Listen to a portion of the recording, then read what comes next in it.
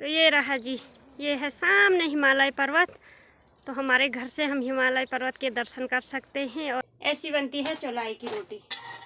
ये देखो, तो ये रोटियां जितनी कड़कड़ी बनाओगे उतनी स्वादिष्ट होती है।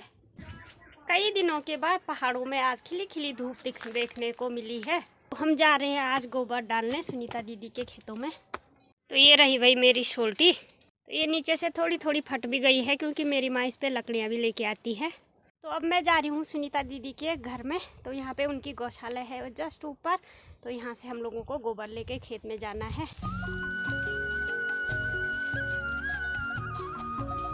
तो पहुँच चुकी हूँ मैं सुनीता दीदी के घर में। तो चलिए फिर करते हैं आज के ब्लॉग की शुरुआत। तो सबसे पहले आप सभी को मेरा प्यार भरा नमस्ते। मैं हूँ आशा फरसाण, उत्तराखंड चमोली के सोलडुंगरी गांव से। तो आज के ब्लॉग की शुरुआत भी हो चुकी है सुनीता दीदी के घर से। तो यहाँ पे आए हुए हैं गोबर डालने के लिए हैं 4 पलटियाँ हैं हम, सुनीता दीदी, रीना दीदी और दर्शनी दीदी और मैं। ये रही भाई। तो यहाँ पे सोल्टी भी भरी जा रही है। Good morning. Good morning Reena दीदी सबको गुड मॉर्निंग बोल रही है। तो हम लोगों ने गोबर लेके जाना है। वो सबसे लास्ट वाली सारी है हमारी उस तरफ को सेल। तो वहाँ लेके जा रहे हैं हम लोग।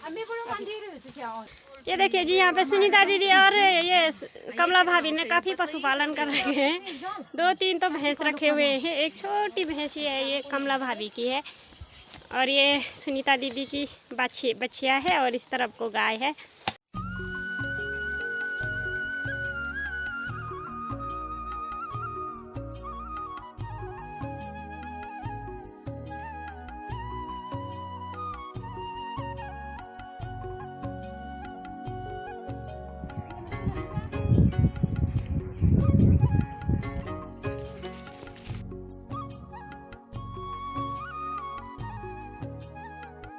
तो चलिए जी, पहुंच चुके हैं सुनीता दीदी के खेत में। ये देखो भाई, मौसम आज बिल्कुल क्लियर साफ हो रखा है।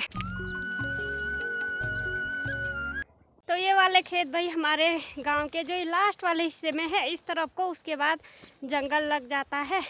और यहाँ से सामने वाले गांव भी काफ़ी खूबसूरत लग रहे हैं। और ये हमारा गांव दिख रहा है सामने, ये देखिए।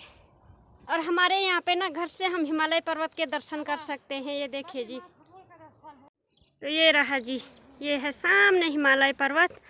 तो हमारे घर से हम हिमालय पर्वत के दर्शन कर सकते हैं। और यहाँ पे बर्फीली पहाड़ियाँ जो है कि काफ़ी खूबसूरत लग रही हैं।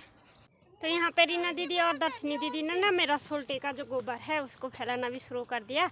तो ये लोग काफ़ी मदद करते हैं मेरी। धन्यवाद है तुम्हें। तो क्योंकि मैं ब्लॉग बना रही थी तो ये लोग थोड़ी इतना हेल्प कर देते हैं।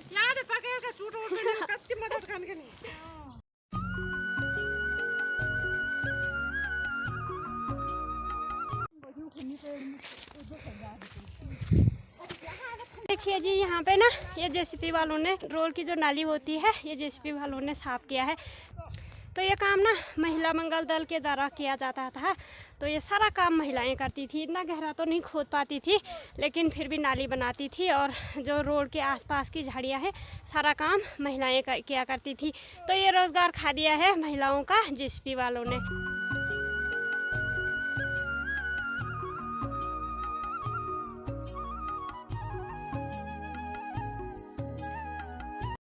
तो अभी हम दूसरे चक्कर यहाँ पे आ चुके हैं। तो मैं आगे की ब्लॉगिंग आपको पूरे खेत निपटाने के बाद बताऊंगी कि कितना खेत हम लोगों ने सुनीता दीदी के खेत में मतलब गोबर डाला, कितने चक्कर लेके गए और कितने खेत पूरा किया। तो चलिए जी, एक खेत गोबर डाल के हम लोगों ने पूरा कर दिया। और अभी यहाँ पे बैठे हुए हैं, चाय का वेट कर रहे हैं। ये देखो, ये दोनों फ़ोन पे लगे हुए हैं। सुनीता दीदी उधर घर पे चाय लेने के लिए गई है और हम लोग यहाँ पे गौशाले में बैठे हुए हैं इनके। देखिए जी, चाय भी आ चुकी है गर्मा गर्म।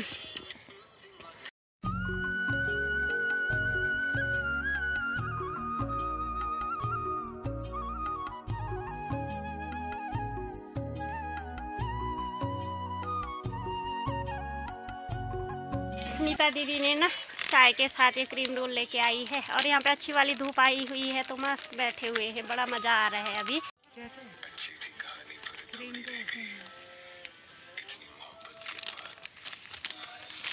हाय हाय दिगो लायो छियो क्रीम रोल दिगो ले घेर के दिन।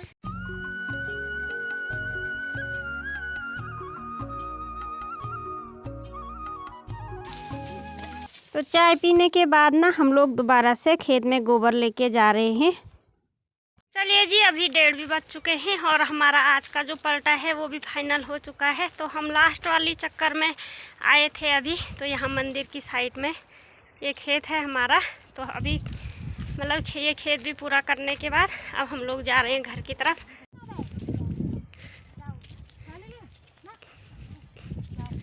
जाओ ते बाटे जाने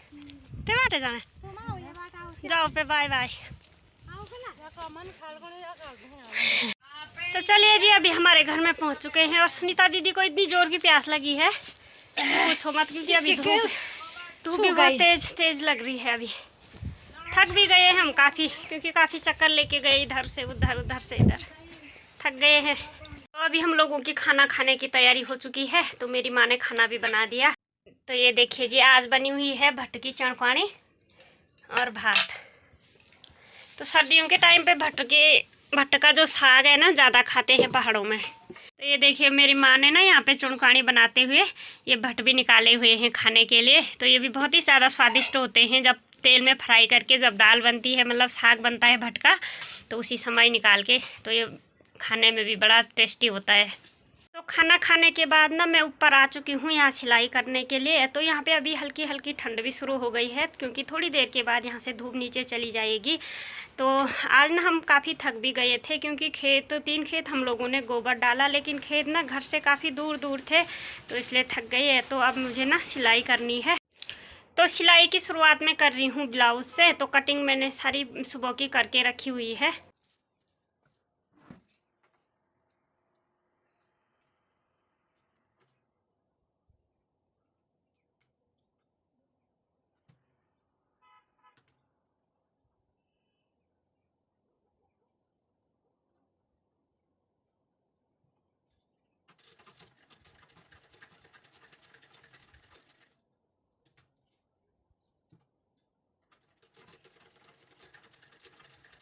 तो यहाँ पे अब ब्लाउज़ भी मेरा पूरा हो चुका है, ये देखिए। तो चलिए जी, अभी शाम की 7 बज चुके हैं और मैं आ चुकी हूँ किचन में। और यहाँ पे चढ़ाई हुई है चूल्हे पे दाल। तो आज बन रही है घर की दाल, मतलब मिक्स जो घर की दाल होती है, राजमा वगैरह वगैरह। तो आज हम बनाने वाले हैं रोटी में चौलाई की रोटी। चूहा की रोटी हमारे घर की भाषा में बोलते हैं। तो ये खाने में काफ़ी जो है कि स्वादिष्ट होती है और स्वास्थ्य के लिए लाभदायक होती है। तो आज मैं आप लोगों को दिखाने वाली हूँ कि चूहा की रोटी कैसे बनती है। तो कुछ दिन पहले मैंने ब्लॉग में दिखाया था आप लोगों को कि हम चूहा भून के खा रहे थे। तो चूहा कई तरीके से खाया जाता है, भून के भी खाया जाता है, रोटी भी बनाई जाती है चूहे की, और चूहे के लड्डू भी बनाए जाते हैं, मतलब चौलाई और रामदाना भी बोलते हैं। तो हर जगह अलग अलग भाषा में बोलते हैं, लेकिन चीज़ मतलब अनाज वो एक ही है। तो हम तो चुवाई बोलते हैं घर की भाषा में। तो चूहे की रोटी सर्दियों के टाइम पर अक्सर खाई जाती है, क्योंकि वो गर्म होती है।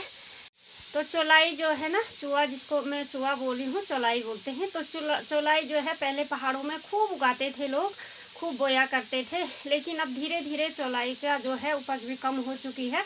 अब पहले जैसा तो नहीं होता जितना, लेकिन थोड़ा बहुत खाने के लिए हो जाता है। कुछ लोगों ने ना बोना भी छोड़ दिया। तो ये पहाड़ों में सबसे महंगा बिकने वाला अनाज है चौलाई, मतलब सबसे महंगा बिकता है, क्योंकि ये काफ़ी लाभदायक है।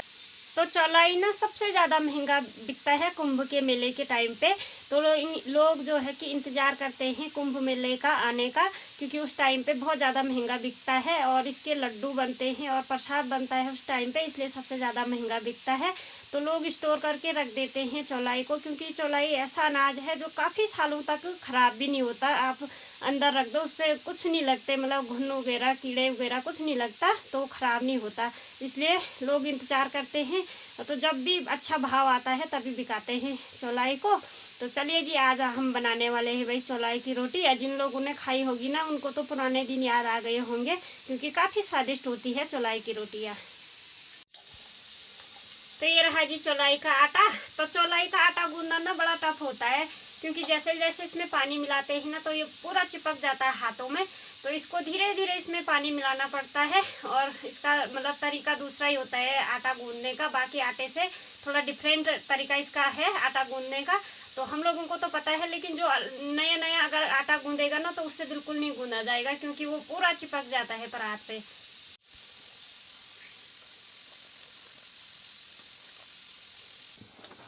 ये देखिए जी, तो आटा भी गूंद दिया। तो ये देखिए इस तरह से चिपकता है, ये देखो ऐसे चिपक जाता है। रोटी बनाना भी थोड़ा टफ होता है इसका, लेकिन ये गूंद दिया मैंने। इसको तेल लगा के रख दूंगी और उसके बाद दाल बनाने के बाद फिर बनाऊंगी रोटियां।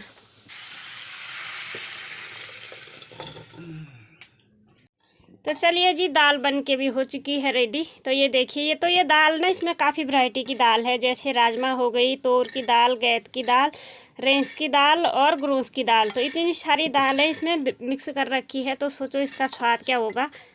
ये देखो भाई, घर की दाल की तो बात ही कुछ और है। तो दाल बन के तो हो चुकी है रेडी। अब बनाने वाली हूँ मैं रोटी। और रोटी रखते हैं भाई रिंगाल की टोकरी में, और जो कि चौलाई की रोटी ना रिंगाल की टोकरी में ही अच्छी होती है। चौलाई की रोटी को ना क्लोज करके नहीं रखते हैं, अलग अलग रखते हैं, क्योंकि ये कड़कड़ी खानी पड़ती है, कड़कड़ी अच्छी लगती है। तो इनको क्लोज करके ढेर लगा के नहीं रखते, अलग अलग रखते हैं। इसलिए रिंगाल की टोकरी निकाली हुई है, नहीं तो हॉट केस में रखते थे रोटी। तो अब शुरू करती हूँ मैं रोटी बनाना।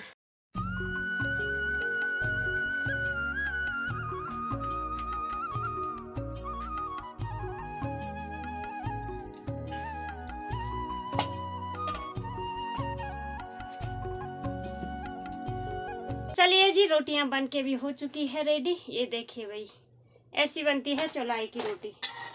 ये देखो, तो ये रोटियां जितनी कड़कड़ी बनाओगे उतनी स्वादिष्ट होती है।